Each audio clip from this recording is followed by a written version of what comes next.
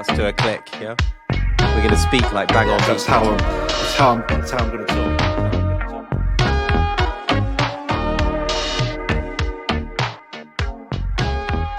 Season 2, episode 11, FutureSounds FM. You're listening to me, Enzo. I'm joined by Thom, as ever, and the ever-dependent and reliable Mr. Fakeman. The lesser-spotted Jay refused to join in, and Jack had to pull out at the last minute, which is a shame. But we have got plenty in store for you. It's basically a look back over the last couple of live events we've done, which is FutureSounds IV, which is in London on the 30th of September, and then a few weeks later we were in LA for FlamingoFest, which for anyone who was there, memorable, amazing nights for both of them. So good to be back recording, lads. How are you getting on? Yeah, all good. Not too bad, thank you. Pretty good. The jet lag has subsided. Yeah, that was real. I don't think I ever kind of settled into the American time zones while I was over there, and I kind of tried to give myself a few days before the event, thinking that I'd be able to relax and sort of have some semblance of normality before jumping into things. But as you both know, having been there with us, it was pretty much seat of the pants stuff. When you're putting on an event that big, you probably learn, I suppose. So next time might be a bit easier, but there was a lot to sort out and a lot of stresses, but it was all worth the effort in the end. Yeah. Well, we were at work, weren't we? So, early starts. We're not on holiday. No lie-ins for us. I don't think you need to worry about this. Does Flick listen regularly? I know Katie doesn't. I mean, you can call it a holiday if you want. Yeah. No. Listening to try and catch me out, hear what I'm going to confess to. So that's no smoking anecdotes for me. That's my first red flag. I think you boys had a reasonably acceptable amount of downtime versus running around the behemoth that is LA. And by running, I mean, of course, not running. You can't run there. Foot. Driving, moving, nope. Yeah, to set the scene, we basically stayed in Downey, the town. We thought it was part of LA, and at least I did. And it was only when I got there I realised it was a city in its own right. And there's almost no way of being a pedestrian out there. Like, we tried to take a little stroll. It looked like it was only 10-15 minutes away to the oldest McDonald's that's still open in the world, and then we were going to some brunch spot, and there's no pavement, or you call it sidewalk over there. There was nothing for us. We basically just ran a gauntlet of danger, and it took about 45 minutes, what should have been a 10-15 minute walk. So yeah, LA is fucking massive. Thanks for no one warning us. Oh God, big sneeze. We do sound wonderfully English there, though, don't we? We turned up and wanted to go for a lovely little stroll, and it just bloody didn't work. A promenade. Yeah. So a good place to start is probably FlamingoFest. It's the most recent in our memory. It was the bigger of the two events, and a lot of work had gone into it. We had 2 days, a very, very long lineup. We'll go through kind of the event in detail and stuff like that. But first of all, arriving at the venue, high tide day one, to be greeted by basically the police were on their way, and one of our artists, or two of our artists, had been attacked by a crazy homeless person in Skid Row. It was pretty hairy. I was worried that was going to set the tone for the day, but fortunately it didn't turn out that way. Can you remember in a bit more detail what actually happened? Because I think I was so stressed out at the time. Yeah, it was all a bit of a blur, but I think Melonade and Groove Remote, I nearly said Groove Armada. We hadn't booked Groove Armada, had we? That would have been a bit of a scoop. They just showed up. Yeah, special guests. Well, it was special guests from the UK. Turned out to be Rob Clems, not Groove Armada, but a good guest nonetheless. Yeah, we got there and we saw the aftermath of Groove Remote, his partner, and Melonade, who were a bit shaken up, having been sort of accosted by a homeless person who pushed them around a bit and had a knife on their person. It was pretty swiftly dealt with. And was it Brendan or Brandon who was the High Tide manager? Brandon, yeah. Brandon, yeah. He poured Groove Remote and his partner a couple of shots to kind of help them sort of de-stress after what was quite a sort of disturbing incident. But it was all uphill from there. It was indeed. Although I think by the time I got there a number of hours later, so you would never have known. I know that you guys had some technical bits and mini gremlins, you could say. Not big gremlins, not Christmas gremlins, just mini gremlins along the way. But are you referring to the fact that Indy and his crew arrived and they'd forgotten the CDJs? I might be. Yeah, don't need those anymore. That was funny. No, massive shout to Indy, because he'd spent the day or two before running around getting posters, printing out the set lists. There was a lot of communication because it was a big pool of artists. I think we had something like 30 artists over the 2 days, something like that. A lot of visual artists to coordinate. A lot of people doing a lot of very important, talented work to bring the event together. And we were bound to forget something. It is what it is. It is what it is. But yeah, I might as well run through the lineup very quickly. So day one, of course, was at high tide. So we had Skeleton, Lipstick, Melanade, Nano Shrine. Lucy in Disguise, unfortunately, had to pull out shortly before the event. King Quartz, iClick. Nathan was ill, so we had Will, and that was an amazing set, but we'll come into that in a bit. Synchro Start, we performed as 3-piece suites. ED, Global Chill, Panic Pop, Unknown Caller, Strip Silence. Plus DJ sets by Groove Remote, Young Shiro, and Future Funk Monthly. And that was a mouthful. I had to take breath after that. That's a long list. That was a hell of a talented pool of artists that were performing on day one. And it was such an aesthetic venue, because the guys do Crystal Nostalgia, Groovy Kaiju, and that. And I think Frank's playing at the next one, or has played at a few of them. And it's proper on point from an aesthetic point of view, with the flamingos everywhere, that beautiful little garden space that they had. And we were blessed with pretty unusual weather for November by our standards anyway. Great weather, really, really, as you say, aesthetically pleasing location. Certainly, as we've already mentioned, the outside part of town is quite different to the inside part, but that huge juxtaposition was quite... that made it a bit more impactful walking in. And of course, because it was just after Halloween, they had a huge, overarching skeleton thing that was just sort of creeping across the whole of the backyard area. But no, beautiful location, really perfect for the type of event that it was. Exactly. And just a quick shout as well, because I didn't mention on that list there, we had visual art across the 2 days by All Hell Breaks Loops, Jumper Kimmons, Moir Bender, and Videodrome TV. And I mean, we'll come on in a moment to what our favourite sets were of the first day. But for me, there was a high point. I don't think I quite got to appreciate it while we were playing, but there's a video I've seen since of Jumper playing Echo the Dolphin, literally, and that's appearing on the screen behind us while we're playing, and that was pretty cool. And it's just one way of illustrating how creative these guys are, and without the visuals, this kind of event just doesn't kind of have the same impact, does it?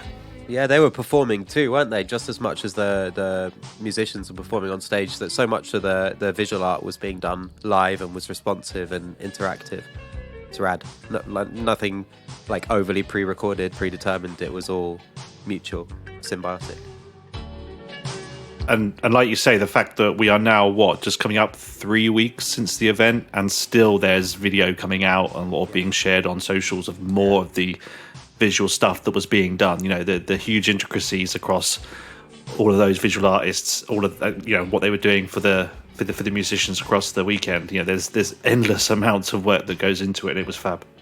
Yeah, shout out Orgnos for the photographs as well, because those have just come out. And yeah, I mean, I don't know if we're calling these the official pics, because there are a bunch of photographers about, but these ones are pretty freaking good. They're amazing. Yeah, they're going to be hosted on the FlamingoFest website pretty soon, and we're working right now on a little project which is going to be pulling together those official photos by Orgnos, and I think we're going to try and augment that with some of the fan-taken pics and artist-taken pics, just so that we've got a mixture of the really professional, polished stuff that Orgnos did and some of the kind of more rootsy stuff that came out from the event, and we're going to pull together either a premium magazine or a coffee table book kind of thing, which is really cool. We're reaching out to the artists today to try and get some of their memories and moments, anecdotes, that kind of thing, which will be a really cool touch for that. And we'll kind of float a few more of those ideas into the ether as soon as we have a bit more. We're working with the typesetter now to pull together something visually impactful, and I think it'd be a nice way to remember the event as a whole. So you've got the streams for people who couldn't make it there that were showing the event as it happened, that are still available to watch. And really cool way to mark that occasion. So shouts for Orgnos's photos. Some of them are absolutely incredible. They kind of capture just how packed it was, how much people were vibing with the whole experience. So can I get a couple of picks then? So we'll have to rattle through these because I appreciate there's so much to talk about today. Can you pick out like a couple of your favorite sets from day one? I thought you meant pics as in photos. I was going to say this is an audio podcast. Like, I'm not sure how right. That's going to do. Just describe them. If I was going to go for a pick of the choices for the evening, I'd go with I guess if I was going to go with one just for the sake of time, I think I would be I'd probably be a little bit brown nosy here, but I thought you guys with the 3-piece Sweets piece was really, really good. And a good opportunity to see you guys doing that live, the work that you guys have done with the album so far. So it was great fun and a really cool set. It was cool playing it, to be fair. Like, we always struggle to try and find a way to keep all three of us active and engaged. And I enjoy having DJ'd this kind of music back in the day. I kind of enjoyed doing that side of things. Thom did some keys, which was amazing. And my brother was obviously bouncing around doing his usual MC bit before I took over the mic towards the end, shamelessly stealing some Skibbity lyrics and using a few of my own. But it was wicked fun. It was great. What did Frank call it? English noises. English noises. English noises. Yeah. Very cool. Well, let's go to your takes of the day. What were your favourite sets? Well, highlight was meeting Groove Remote. I mean, we met in kind of unusual circumstances, given that he'd just been accosted. But he's probably the person I've spoken to most in the vaporwave scene without meeting until day one of the event, and it was really special meeting him and his partner. And he was the first act to perform, and his music selection was wicked, playing like loads of boogie, loads of kind of post-disco kind of stuff, fun pop tunes, like the kind of music that vaporwave producers, future funk producers reach to sample, but he was playing those tracks out in full. It's just a wicked set, and just having a little boogie in the sunshine. It was great fun. So that was a definite highlight. And then much later on in the evening, eclectic doing some sort of very avant-garde kind of dance music was really cool as well. And I'm a massive fan of theirs, both as people and on their production skills are wicked. Big inspiration. Yeah, for me, Groove Remote's set was incredible way to start the day. All of the sets were brilliant. I was really surprised by Abmo's set. I thought he was absolutely fantastic. It wasn't what I expected at all. I've listened to a fair bit of his music. I'm quite a big fan of Stratford Court as a label, so I tend to try and check out anything that Andrew releases on that platform. And Abmo's set was just absolutely brilliant. King Quartz again. That was something very completely unexpected for me. Like the kind of it reminded me quite a lot of like Joy Division, New Order, that kind of style of things anyway. And his aesthetic, his look really carries that sound brilliantly. It sounded quite Anglophile, the music he was playing, which I thought was really good fun. If I was going to throw one more out there, I don't want to go over the same ones that you guys have said, but probably seeing Synchro start was pretty special for me. We're really good buddies with Kyle. We met him at the first Econ back in 2019, I think, and he's someone we've worked with a lot. He almost wasn't going to be able to make it, so it was really special that he got to come and share it with us.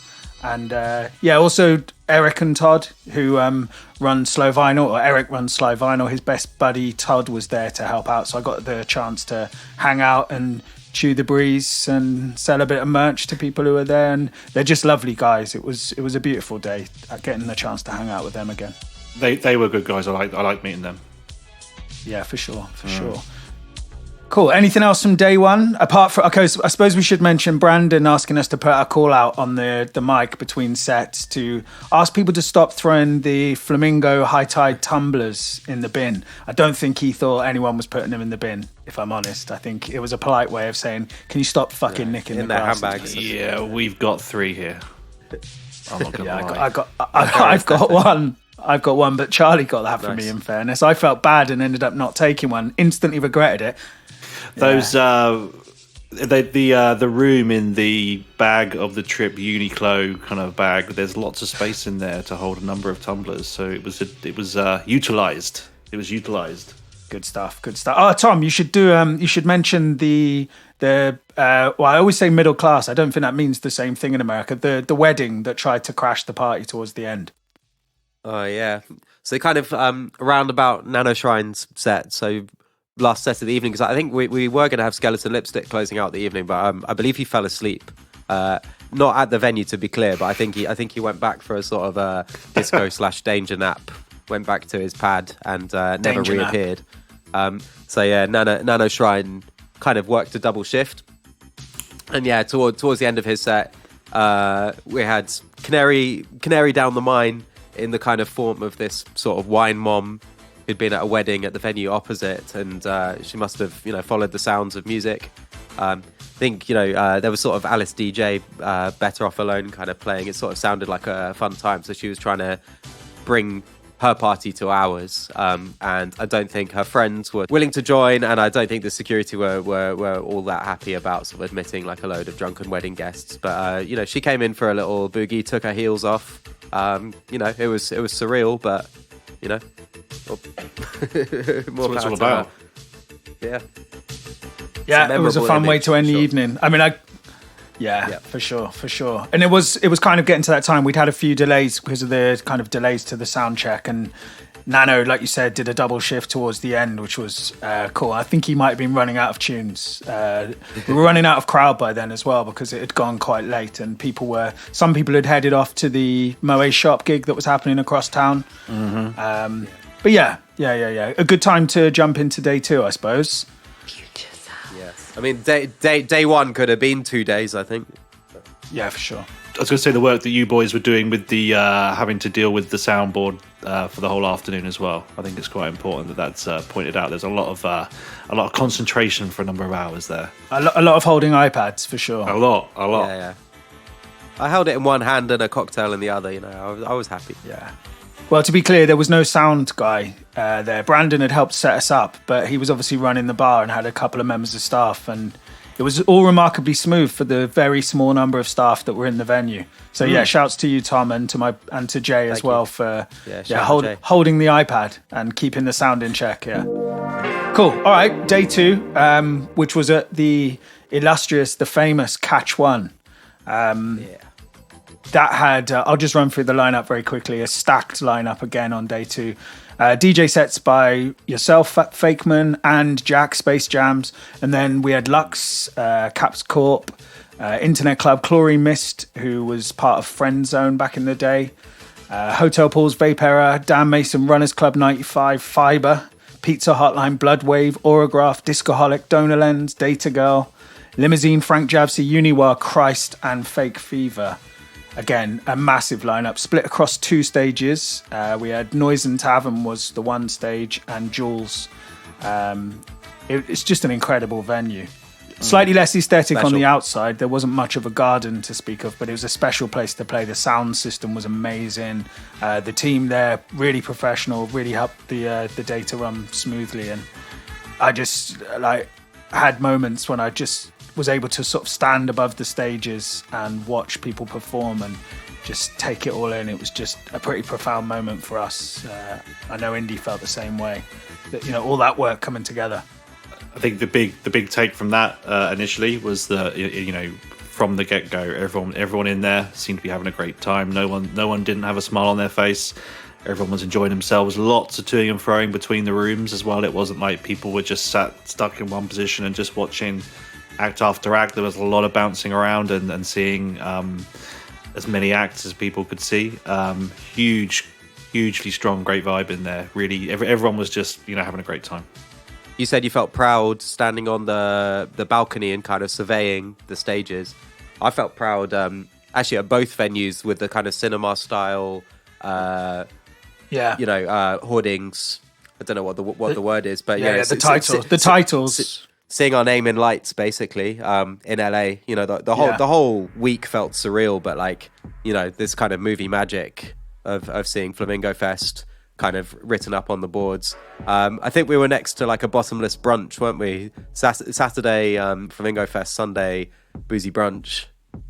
Yeah, very cool.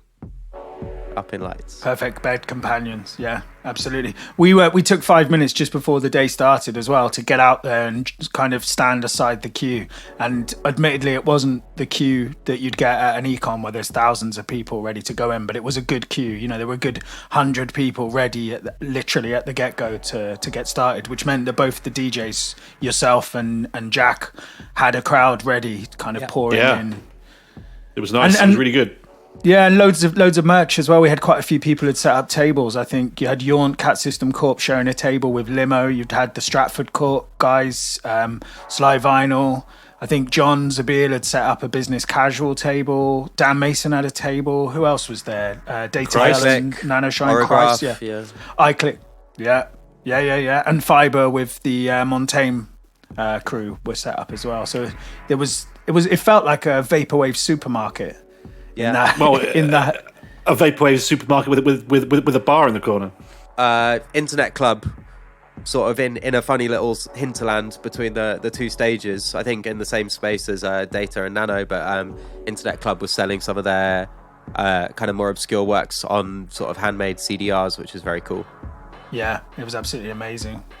Yeah, so we had the two stages. It was just back-to-back amazing sets. We spent a lot of time trying to schedule everyone so that it was contrasting styles, so that you wouldn't have one room be packed and one room be empty. And I don't think with the number of people we had, that would have been possible anyway, because I think with the number of people that were in there, there was no way that either room could have held everyone at one time. So as luck would have it, pretty much everyone had a good crowd throughout. I kind of did a lot of toing and froing.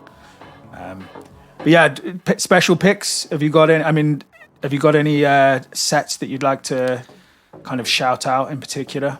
I guess I would be a little bit. Well, it comes as no surprise that I really enjoyed Lux's work. We've been lucky enough to see her before, and it's almost mesmerizing with what she does on stage. And as you were saying, we were lucky enough to be able to kind of view it not only from within the crowd, but also the opportunity to view it from upstairs on the balcony that kind of overlooks the stage, and which gives a real great viewpoint in how the crowd are reacting. So Lux would definitely be up there for me, and I think equally would be Pizza Hotline, who was also performing at the same time in the second room. And I think you mentioned, Enzo, about the sound system, and I know that part of what Pizza does is in terms of how he sets things up. But the sound in that room and his performance was unbelievable. You could feel it as much as you could hear it. It was a true experience for sure. Yeah, crisp. How about you, Tom? Function One sound system. Yeah, I mean that the two rooms had very different sounds, and like hearing the kind of dancey stuff, like Pizza Hotline on that Function One sound system was very cool. I would have loved to have seen Aurograph, but I was otherwise occupied performing on the other stage. But I bet Aurograph sounded fantastic on that system. My highlight was watching Internet Club from above and behind. As you were saying about Luxury Elite, just kind of getting a little glimpse behind the curtain, kind of seeing what their working process was and like how they were kind of conjuring up all these weird sounds. And it was cool, like kind of using or abusing DJ software to play music that definitely wasn't dance music and wasn't even really like metered. It didn't have fixed kind of pulse or anything. It was just these kind of washes of sound and stuff. Like making ambient music with DJ software was really inspiring, and I think like Jay and I as Donor Lens do stuff like that to a very, very kind of minor extent, kind of abusing CDJs, like doing little out of time loops and making little echo jams at the end of our kind of dance tunes. But Internet Club is next level, and a big inspiration. And shout out for their photos as well, because their photos documenting the event are kind of as unusual and unique as their music is, because I don't know whether they were film photos or what, but like long exposure, blurry photos documenting the event, and hopefully some of those make it to the book, because they're beautiful. For sure. I had a moment when I was stood next to you up on the balcony, watching Internet Club, and for me it was one of the kind of proudest bookings that we had. Obviously Lux was really special as well to have her perform, but and they all are. It's kind of unfair to single people out, but there's definitely a sense of pride with Internet Club because they are such an OG in the scene, and because they've had such a huge impact. And I think when we interviewed the names just slipped out of my mind. You were there, Tom. Can you remember the guy who wrote the Dummy magazine? Adam Harper. It was his take that he could recall when writing that article that perhaps the first one anyway, Vaporwave hadn't really been come to be defined by that name as such. There was a group of, or like communities of people who were gathering and playing this crazy internet-based music, but I think they were throwing around some ideas for names that might resonate, and in some indirect way I think Robin may have coined the term or helped to popularize the term Vaporwave, which is quite special as well. And I know when we were chatting before the event, they had mixed feelings about that article, shall we say, looking back on it all these years later. But certainly there's no question that the role that they've played in helping to shape the scene, especially in its early days. So having them there was amazing. But just watching, like you said, watching what they were doing, I was trying to get you to explain to me what was happening because I didn't really understand. It felt like a set that could never be performed in exactly the same way again. Like so many of the choices were happening on the fly. Yeah, it was improv. Like intervening and improvising with the files that they'd loaded into the software, and it was just it was crazy, and people just completely experiencing it. It wasn't dance music, it wasn't kind of like, it wasn't a groove, it was an experience. It was pure vaporwave as well, because it's like, I think Internet Club and Christ more than anyone else on the bill, because they're sat at a laptop making music with a mouse, like it's that kind of it's how most of us create the music in the first place, but to perform it in the same way is kind of, if we're kind of awarding points for authenticity, they're the winners. For sure. And I think it was interesting because we'd kind of set out to put on a festival that would have the same kind of style as an Electronicon. George has been pretty vocal in the last few months that he's not going to be doing that again, and whether that turns out to be the case or not, we don't know yet. Maybe that's a marketing thing, maybe he has had enough, but we really wanted to try and showcase the underground nature, so there was less attention or effort put into trying to book crossover artists, and it was more about trying to really pick as many authentic vaporwave underground producers as we could. And I think that in the end we kind of captured most of the subgenres that are out there at the moment and have existed over the history of the scene. And that was a special feeling. I know I had a moment with Indy when we kind of looked at each other and we were like, we fucking did this. We've done it. Like, this is amazing. Even if we never do it again, wow. Like, to have been part of it, it was pretty special. I remember I was outside. I was vaping or eating or talking to somebody, and I think I can't remember who it was exactly, but someone walked up to me and was chatting about the event, and they said exactly what you were referring to then, Enzo, was that the thing they came back, their takeaway was that it felt like the most authentic vaporwave event that they'd been to in terms of that real spread of what the genre is all about. So you'd like to think that even for that particular person, it's mission accomplished. Yeah, if one person felt that way, then that makes me feel pretty special. I think that spread includes artists who are great performers in the most traditional sense as well. So I'm thinking of Dan Mason, I'm thinking of Fake Fever as well, and I'm sure there are others. I think even Fiber, who's kind of breaks out of this kind of DJ sets, kind of transforms into kind of guitar playing and singing and stuff. But yeah, definitely Dan Mason with this very visceral kind of emo performance. I know I was reading some chat afterwards, and some people were really kind of not taken aback, but like really, really kind of stunned and kind of trying to process like how kind of emotionally intense a Dan Mason performance is, based on like maybe being familiar with some of his studio works, because he's made such a diverse set of music. Maybe being familiar with his work, which isn't in that style, being confronted with essentially like an emo indie rock performance, and a fucking good one. I think, it catches some people by surprise. We interviewed him for the podcast back in the day, and we were talking to him about the kind of range of music he's made and his transition into doing more original compositions. To kind of, he helped to coin Vaporwave 2.0, you know, this vocal-driven, less reliant on samples and sometimes entirely instrumental compositions in that style and in that vibe. But if you'd only heard Miami Virtual, for example, like some of his early stuff, you'd be quite surprised by the turn that his live set has taken. And yeah, for me, I didn't get to see much of it because we had to do a very quick turn down of the merch area in order to get ready for the after party. But everyone I spoke to just said, yeah, like they could feel the raw energy and emotion that was coming from him, and that's like pretty special in itself. Yeah, people were hugging. I think that there was like a sort of mass hug. Yeah, beautiful moment. Ah, that's the best you can ask for, right? People come, they enjoy themselves, they're there to the end, and they're just kind of embracing each other's company and the music. Surely that's the pinnacle. But it wasn't a local crowd either. That's one of the special things.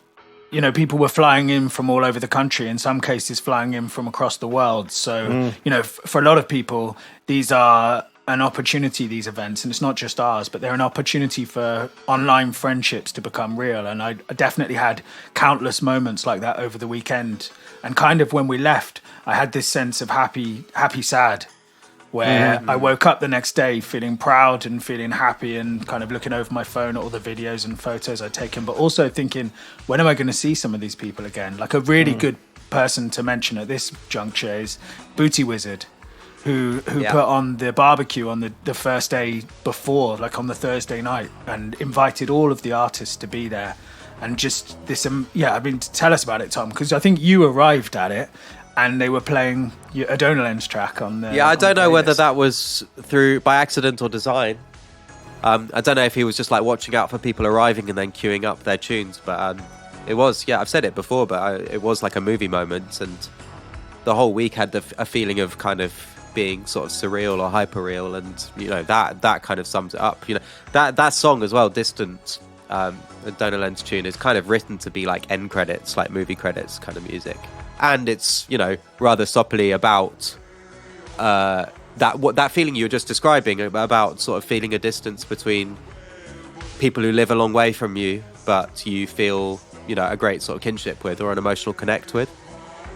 I mean, if you think about people, you know, our friends and family in our kind of day-to-day lives, like, they're highly unlikely to share this interest. But, you know, this week in LA is like, we're with people we're with sort of hundreds of people who share an exact interest with us. And, you know, that's really special. So, yeah, we were at the Booty Wizard's house, homestead, I think he was calling it, because he grows a lot of his own produce and stuff. And, yeah, we were served up an absolute feast. And tequila and whiskey was flowing, and artists were chatting and setting up future collaborations and stuff, and it was a very, very beautiful early evening in the sun. It was gorgeous. The food was unreal. Like, you know, he had a great playlist of not only the tunes of the artists, obviously who were in attendance, but also some of that kind of as we mentioned earlier on, some of that those tunes that vaporwave artists may take inspiration from as well. It was a really nice kind of nice little bit of.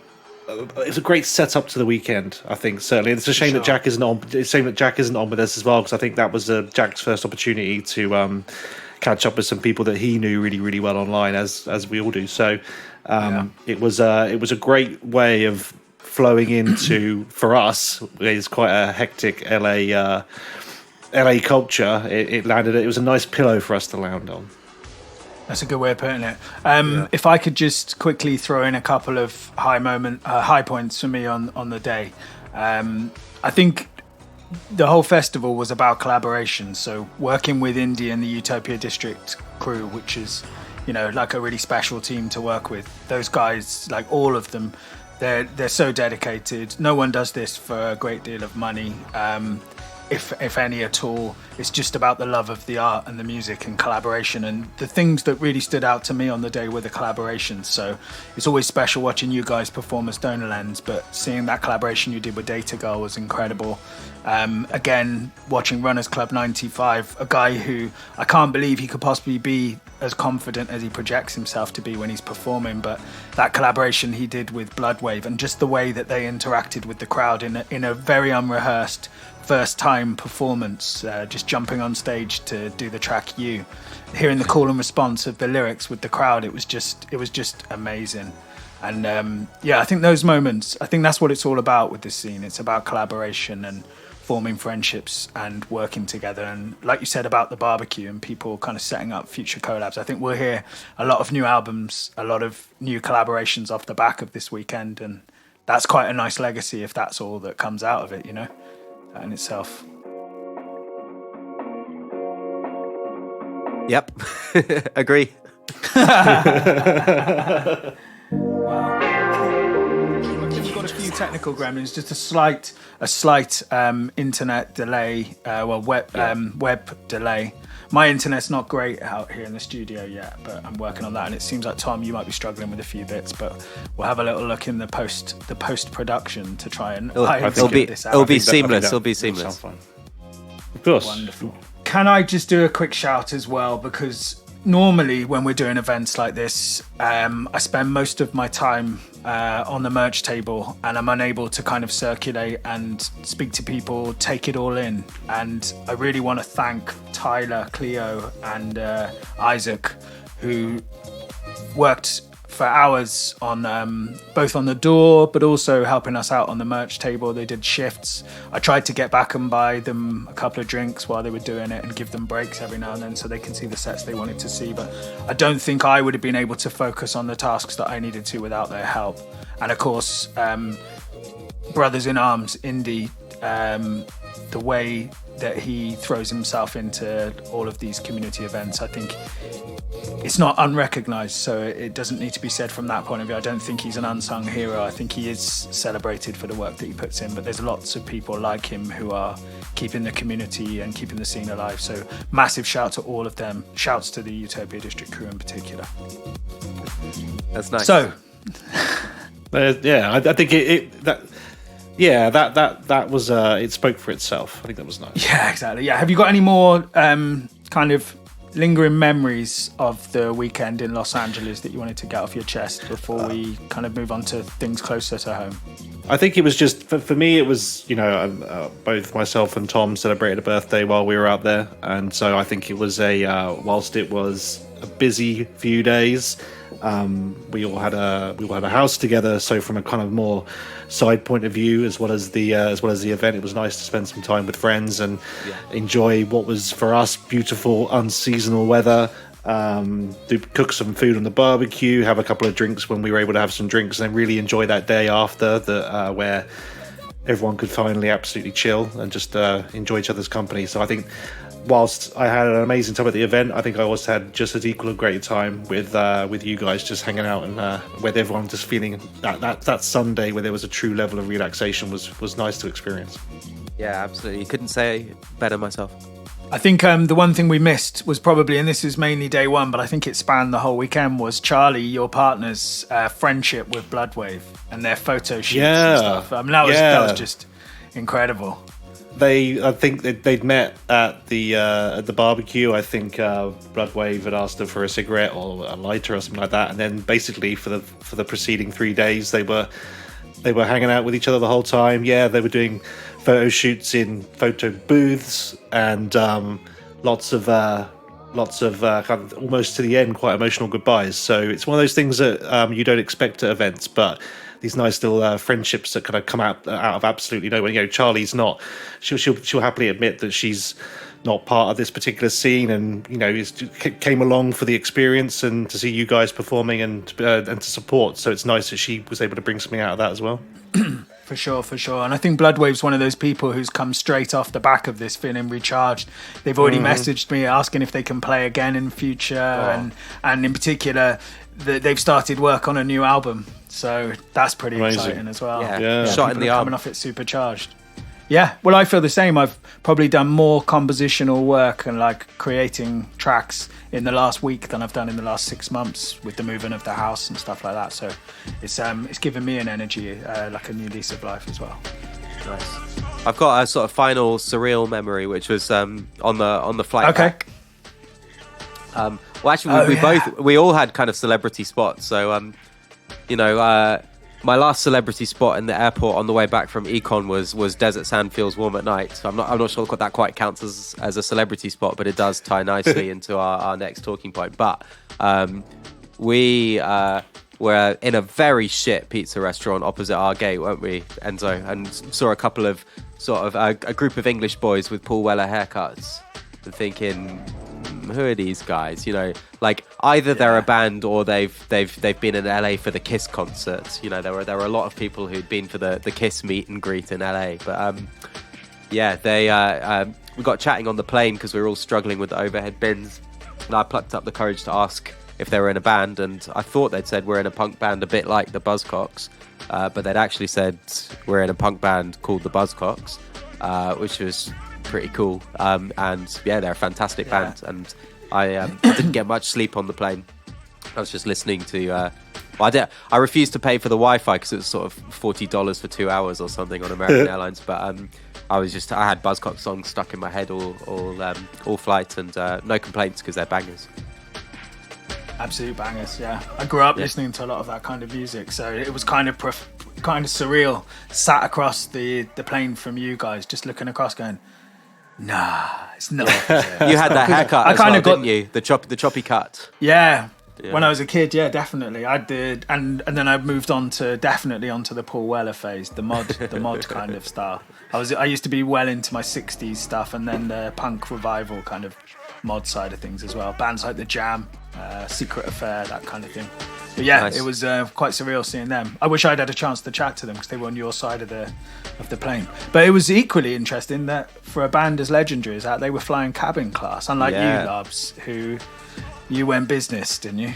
Well, it was my birthday, so we treated ourselves to a nicer thing. But also, it's we use some air miles and bits and bobs like that. So we play the system as much as we can play the system. Oh, air miles. Yeah, you had a celebrity spot in the lounge, in the Miracle Lounge. Are any of our American listeners going to know who this is? Probably not. This is probably more for the English people, probably within their 40s and 30s. I was having a well-earned whiskey after driving around LA all week and dumping off the car, and the individual was coming around with some hot cookies. So I took a hot cookie, and the old man opposite me he had one of the same. And we were kind of nodding at each other over our cookies and chatting a little bit about it, and it was 70s/80s, early 90s comedian Mr. Jasper Carrott, who didn't look anything like he used to, but definitely once I stared him out for a little bit, surreptitiously looking at him and checking it was him, and his voice certainly gave him away.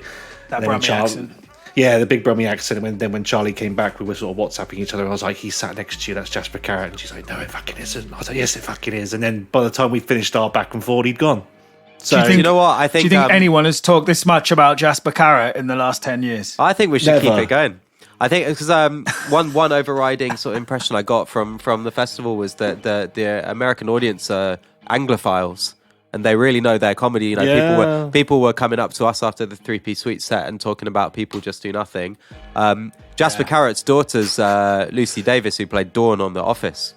So yes. Oh no way. Yeah. And she was in the English version. Yeah. In the English one, and she was also in Shaun of the Dead as well. She was that's right. She's one of the friends in the. She was in that little group that Sean's in. Yep. Yeah. Oh wow. Yeah, but so some people might know of him. Yeah, for sure. Yeah, this stays in. Keep it. I've got one more. I'm coming back in for one more. I'm double dipping on People Just Do Nothing. Yep. The funny thing about that program, when it first came out, I had to share it with absolutely everyone because I saw it almost immediately.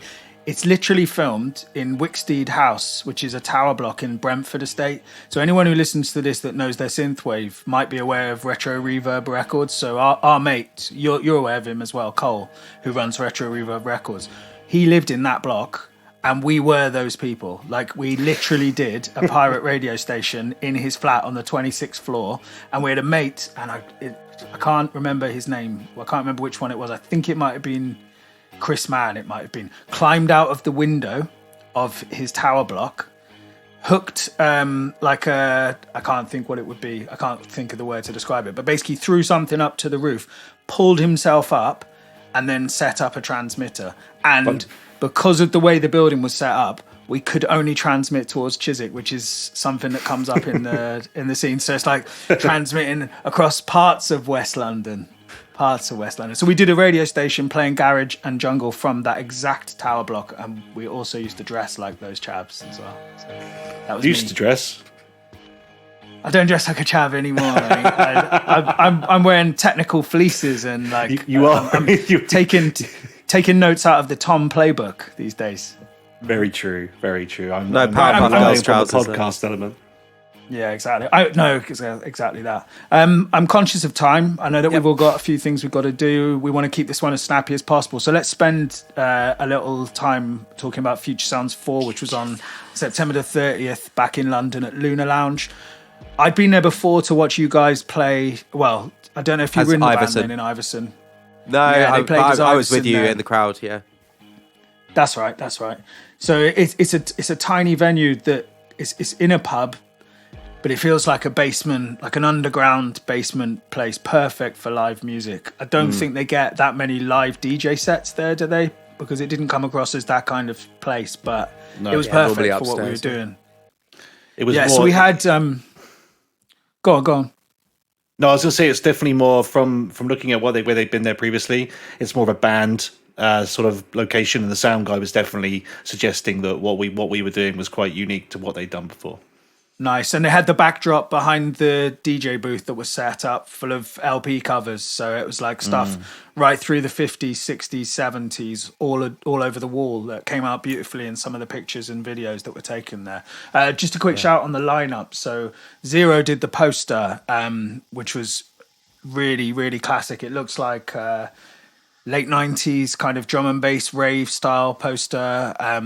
It had a lineup featuring Desert Sands, Feel Warm at Night, Donor Lens, Zero, Vanitas, and then of course DJ sets by myself and you, Fakeman. And it was one of those smaller events that require a little less stress, a little less worry. You're not committing so much money, you're not concerned about ticket sales. It sold well. We had a small venue that felt packed throughout.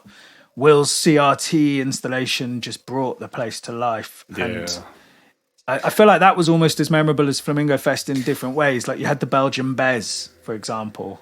Can you remember? Did you talk to him? Because I got kind of stuck with him. He was this guy probably in his 50s, really into his rave music from back then. He was a mate of Vanitas's, right? I'm sure. Yeah, I think they travelled over maybe lived together, in London. Ah, okay. So he had come from Antwerp. Because we'd met him on the evening before, because we hung out with Ori Vanitas and his partner, and he had like a small entourage with him, including the Belgian Bez, who was a 50-something skateboarder from Antwerp, who, big on his alternative music, big on his conspiracy theories, not fond of the cashless society or 15-minute cities, from what I can tell. But he told us after our set that we were going to get that he was going to get a donor lens tattoo. Hopefully he's done that. I'd love to see photo evidence of that. That would be the first one, as far as I know. We'll have to get in touch with Ari to find out. He didn't stop all night. You know, he was from the second he got there. Apart from, I'm sure we'll get onto it at Desert Sands, but like he was dancing all night. And I think a few people had sort of commented on how he was sort of almost like a central part of the evening for them. Oh yeah, definitely. He was bouncing from bars open till close. It was incredible. He came out and caught me. I think after my set, I was like, kind of, because we'd got the guys over, like Zero and Vanitas. We'd planned to fly to Belgium to film them for the Nobody Here documentary, and they came over and we filmed at Tom's place before, which was really, really good fun, really interesting. Especially the chat with Zero, incredible guy.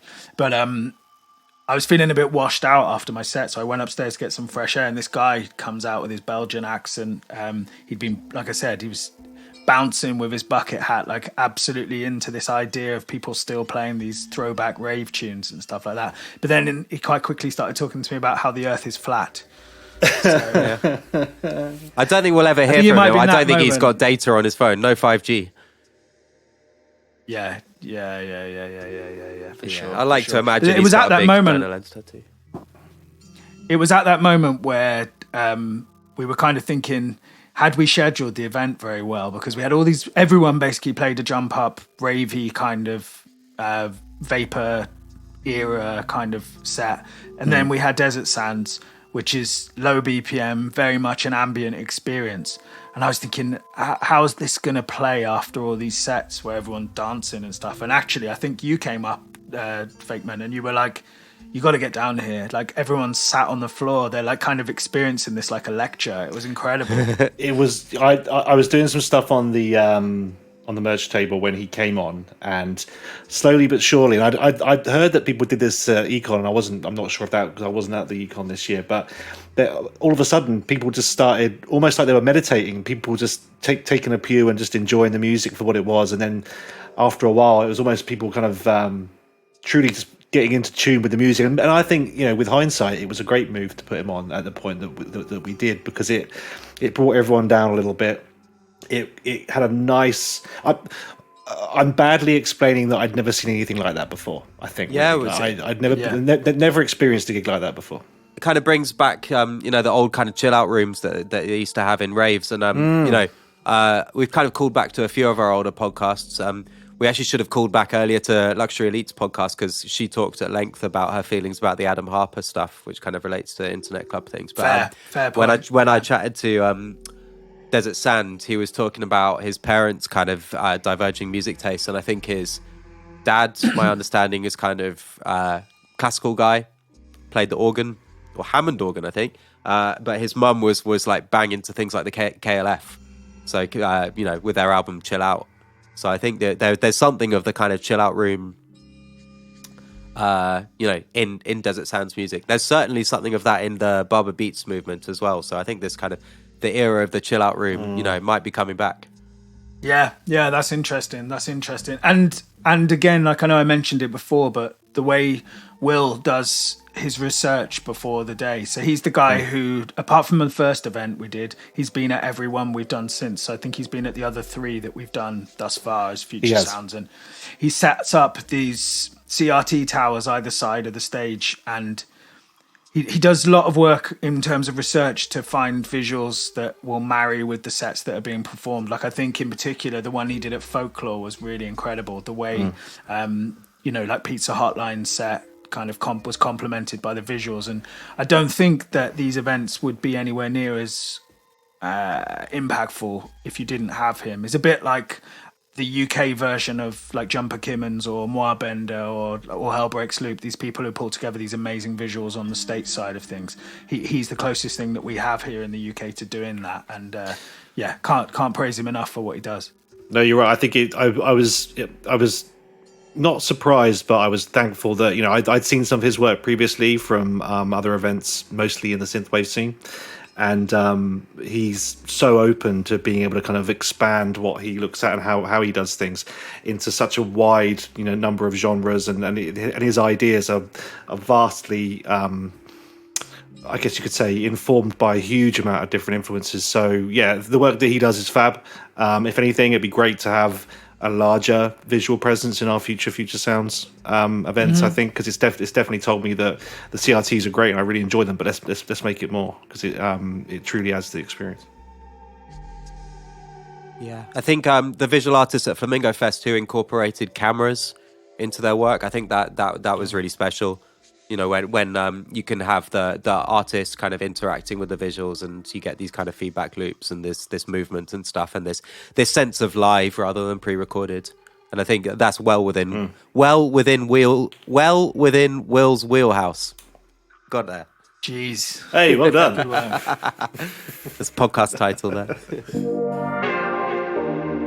My overall thoughts on it were, we've done that was the fourth event that we've done over here in the UK, and granted they aren't as big as maybe some of the the more US based elements, but we found a great hard sort of core audience who have certainly been to all of them. You know, we floated between the synthwave scene, the vaporwave scene, sometimes doing both, sometimes doing one or the other. But each time they've, to me, felt more and more successful, which I think for us is just about learning and who we're bringing along and how we're doing it.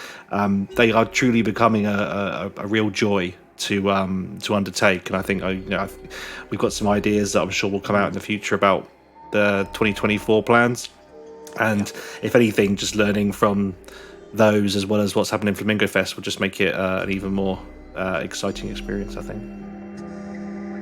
Definitely. I mean, 2024 for me, certainly the first part, I'm going to be up to my eyeballs in nappies, so I'm not planning on doing too much for a couple of months, but I think it's late 28th of January, I think the second baby's due, so that'll be exciting times in the Van Barlen household. But we have got, like you said, we've got some plans to do something quite DJ focused in the first instance, so that we can sort of ease ourselves into 2024 with a view to following up FlamingoFest on the States side of things later in the year and doing something a bit more ambitious in the UK. But before we go, I wanted to get you guys' take. So obviously we're coming off the back of FlamingoFest. We've got these events happening in the UK. There are other people putting on shows across America. It's a huge country. I just wondered if you had any feelings about, now reflecting after our event on what George said about kind of the end of Electronicon. Like, is that an opportunity for people to fill? Is he laying down the gauntlet to other people to pick up the mantle and run with it, or do you think that the scene will struggle off the back of that? I think gauntlet's the right word, because there are some big challenges facing us. So I think physical sales across the board for vaporwave labels are down. Cost of living is high. Yeah. Streaming numbers for everyone in our scene are considerably down. Algorithms are fighting against us. People who had big voices now find themselves kind of having to relearn things or learn new tricks to kind of get themselves reheard. It's challenging times, but there's an appetite, and there's an appetite from audiences to experience this music live, and there's an appetite from artists to kind of overcome these challenges. And unfortunately, some people will fall by the wayside, and some kind of existing figures might kind of pass on the mantle. Which may be the case with Econ, but in my small part that I had to play in FlamingoFest, I'm fucking raring to go, to be honest. But I've got less at stake. But I had the time of my life, and I just want to do it again. I think there's something about I don't know if what George says is true and it doesn't, and Econ doesn't come back. I don't know if there's a vacuum there, because I think if anything he sat not necessarily separately, but people were kind of doing their own thing. I'm referring to the States only at this point, so I think those things will continue. I think those people will probably be quite maybe try and be a bit more ambitious, knowing that things such as FlamingoFest can take place. So there's a bit of an inspiration that brings to people. From a UK point of view, I think both the future funk and vaporwave scene is maybe is arguably a bit smaller here, so you're always kind of going to be on a slightly smaller scale. But those wants, as Tom refers to, that kind of confidence and ambition to want to do something, and that drive is definitely there. And I think it's something that I'll certainly take into 24 with the ideas that we might have and what we can do. And ultimately we know that it's about growing fan bases as well as anything else, and being such online genres, people ultimately producing, listening at home, and with COVID being what it was, some people are still a little bit worried to come out. So building that confidence, giving people a bit of FOMO is nothing to there's nothing wrong with that either. And I think if I hadn't come to FlamingoFest, I think I would have been kicking myself. So putting that into how we look at things, or how others look at things in the future for their own events, is only a good thing. Yeah. What about you, Enzo? I guess just following on from what you guys just said there, there's definitely some truth in the fact that physical sales are a little bit lower. There's a number of factors at play there. I think there's a lot of competition. There's a lot of labels. There's a lot of stuff coming out. Bandcamp Fridays themselves kind of feel like a saturated wasteland. And if you don't drop something huge, then you're kind of going to struggle to make yourself heard in and amongst the noise. But that's a good thing. I think competition and choice is a good thing. I think the financial challenges people face are something else, and it will be interesting to see over the next 6 to 12 months who kind of sticks with it and who wants to move on to other things in their lives, maybe a bit in the same way that George has. But from a live point of view, and perhaps also from a label point of view, like the thing about Vaporwave that really stands out is that it's not something that you just stick on some tunes and sort of passively experience. It feels to me like one of the most dedicated genres of music where the fan base is actively engaged, because the gap between the audience and the practitioners or the artists is so narrow. You can become friends with artists, you can collaborate with them within days of sending them a DM on one of your social media platforms, kind of thing, because that gap is so close. People are very fanatical, they feel like they're actively part of the scene, and I think if you have people like that, there's always going to be a loyalty that lasts. And I would encourage anyone who, notwithstanding people who might be a bit concerned about going to live events because of things like the lingering impact of COVID and stuff, but if you aren't one of those people and you do see a live event that's happening in your area, it really does make a difference to buy a ticket. And I'm not talking about our shows, like whatever's happening where you are in the States. Like if you can get a ticket and go to a show, like you're helping these people to break even, maybe turn over a very small profit, and you're helping it to be a viable, sustainable scene where there will be events in future. You can't sort of like sit back and think, oh, I'll go one day, because maybe people will fall by the wayside because people don't have bottomless pockets and they want to put on parties, but no one wants to go broke at the same time, and it's hard out there at the minute. So I would say, yeah, just support your favourite labels if you can every now and then with a little bit, and maybe head to a show. And that's not a plea for money. I'm not asking for you to buy MPF stuff, but do. But there is much available. Some very nice t-shirts. There's plenty of merch available. Speaking of which, yeah, Spaceship Earth 10-year anniversary. Repress is coming out on the 1st of December. You heard it here first. Shh. Glenn's upgraded the art, so it was quite pixelated in the first pressing. When it came, we didn't really know how that was going to look until it arrived, and I'm still happy with it, but Glenn's done an amazing job of upgrading that. It's going to come with a poster. It's going to be a really special piece, and lots of people have asked him for it, so and I get a lot of DMs every day asking when it's happening, so that's when it's happening. Have you got any more guys, or shall we maybe a couple season 2 with this one? Couple of plugs if we're plugging. You mentioned that the Donor Lens and Data Girl collab, that is coming out on December the 8th, so a few Fridays time. So I'm really excited to get that out. I believe the week before, the new eclectic album is coming out, which is going to be the last thing on Pad's Catskill Records, which is Bittersweet. Yeah, December the 1st as well.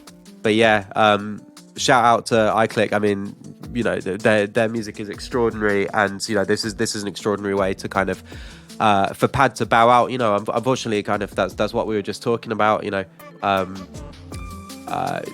Running labels, running events is difficult, and Pad clearly wants to focus on something else, but going out with a bang, because this is a wicked album from an amazing artists.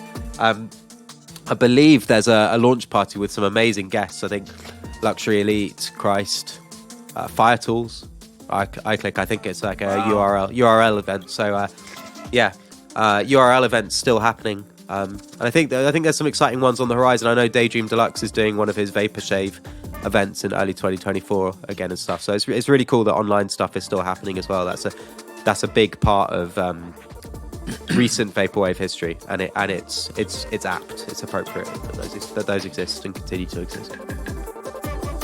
Amazing. Well, I think that's a good place to wrap it up. Massive shouts going out to, once again, the Utopia District crew. Shouts to Limo for being a great friend out in LA. It was great to hang out with him again. Shouts to Booty Wizard for hosting us for the barbecue. Shouts to Zero and Vanitas for coming over from Belgium, making our lives a lot easier with the filming and putting on a great show. And to anyone I've missed as well. Just we'll see you back on season 3 in the next couple of weeks. And until then, peace Ta-ta. and love. Bye.